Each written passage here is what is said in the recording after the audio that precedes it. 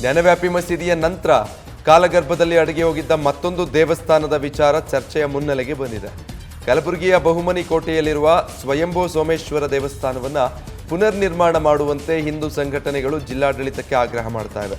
ಶಿವರಾತ್ರಿಯ ಒಳಗಾಗಿ ಬಹುಮನಿ ಕೋಟೆಯಲ್ಲಿನ ಸ್ವಯಂಭೂ ಸೋಮೇಶ್ವರ ದೇವಸ್ಥಾನ ಪತ್ತೆಯಾದ ಸ್ಥಳವನ್ನು ಸ್ವಚ್ಛತೆ ಮಾಡಿ ಅದನ್ನು ಅಭಿವೃದ್ಧಿಪಡಿಸಬೇಕು, ಇಲ್ಲಿ ಶಿವಲಿಂಗ ಸ್ಥಾಪನೆ ಮಾಡಿ ಪೂಜೆಗೆ ಅವಕಾಶ ಕಲ್ಪಿಸಬೇಕು ಅಂತ ಹಿಂದೂ ಜಾಗೃತಿ ಸೇನೆ ಆಗ್ರಹ ಮಾಡಿದೆ. ಬಹುಮನಿ ಕೋಟೆಯಲ್ಲಿರುವ ಸ್ವಯಂಭೂ ಸೋಮೇಶ್ವರ ದೇವಸ್ಥಾನದ ಅಭಿವೃದ್ಧಿಗಾಗಿ ಹಿಂದೂ ಜಾಗೃತಿ ಸೇನೆ ಕಳೆದ 2 ವರ್ಷಗಳಿಂದ ಹೋರಾಟ ಮಾಡ್ಕೊಂಡು ಬಂದಿದೆ. ಆದ್ರೀಗ ದೇವಸ್ಥಾನದಲ್ಲಿ ಶಿವಲಿಂಗ ಸ್ಥಾಪನೆ ಮಾಡಬೇಕು ಅನ್ನೋ ಕೂಗು ಹೆಚ್ಚಾಗಿದೆ. ಏನು ಪುರಾತನವಾದ ಬಹುಮನಿ ಕೋಟೆ ಅದರೊಳಗೆ ಏನು ಸ್ವಯಂಭೂ ಸೋಮೇಶ್ವರ ದೇವಸ್ಥಾನ ಇತ್ತು ಅಂತ ಅನೇಕ ಪುರಾವೆಗಳು ಇವೆ. ಅದಕ್ಕೆ ಪುರಾವೆಗಳು ಇದ್ದಂತೆ ಏನು 2 ವರ್ಷಗಳಿಂದ ಸುಮಾರು ಟಿ ವಿ ಮಾಧ್ಯಮಗಳಲ್ಲಿ ಅನೇಕ ನಾವು ಹೋರಾಟಗಳು ಮಾಡ್ಕೊತಾ ಬಂದೀವಿ. ಅದೇ ರೀತಿಯಾಗಿ ಮಾಧ್ಯಮ ಮುಖಾಂತರ ಎಲ್ಲ ಜನರಿಗೂ ಗೊತ್ತಾಗಿದೆ ಅಲ್ಲಿ ದೇವಸ್ಥಾನ ಇದೆ ಅಂತೇಳಿ. ಅದೇ ರೀತಿಯಾಗಿ ಏನು ಇವತ್ತಿನ ದಿವಸ ನಾವು ಸುಮಾರು 2 ವರ್ಷದಿಂದ ಈ ಹೋರಾಟ ಮಾಡ್ಕೊತಾ ಬಂದೀವಿ.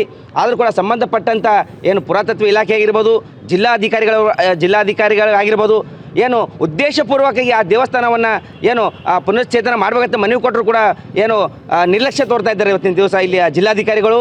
ಇದೊಂದು ಯಾಕಪ್ಪ ಇವತ್ತು ನಮ್ಮ ಕಲಬುರಗಿಯ ಹಿಂದೂ ಏನು ಸಮಾಜಕ್ಕೆ ಇದೊಂದು ಆಕ್ರೋಶಕ್ಕೆ ಗುರಿಯಾಗಿದೆ.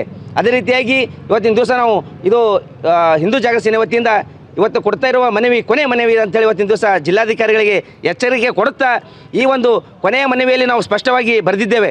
ಏನಪ್ಪ ಅಂದ್ರೆ ಏನು ಬರುವ ಶಿವರಾತ್ರಿ ಒಳಗಡೆ ಏನು ಅಲ್ಲಿರುವಂಥ ಏನು ದೇವಸ್ಥಾನದ ಸುತ್ತಮುತ್ತಲಿನ ಗಿಡಗಂಟೆಗಳು ಬೆಳೆದು ಸಂಪೂರ್ಣ ಹಾಳಾಗ್ಯದ, ಅದನ್ನು ಕ್ಲೀನ್ ಮಾಡಿಸಿ ಏನು ಅಲ್ಲಿ ಮತ್ತೆ ಏನು ಒಂದು ನೂತನವಾದ ಏನು ಸೋಮೇಶ್ವರ ಲಿಂಗ ಪ್ರತಿಷ್ಠಾಪನೆ ಮಾಡಲು ತಾವಾದರೂ ಮಾಡಿ ಅಥವಾ ನಮಗಾದರೂ ಅಲ್ಲಿ ಲಿಂಗ ಪ್ರತಿಷ್ಠಾಪನೆ ಮಾಡಿ ಪೂಜೆ ಮಾಡಲು ಅನುಮತಿ ಕೊಡರಂತೆ ಇವತ್ತಿನ ದಿವಸ ನಾವು ನ್ಯೂಸ್ ಫಸ್ಟ್ ನಿರ್ಭೀತಿಯಿಂದ ನಿಮ್ಮ ಪರವಾಗಿ.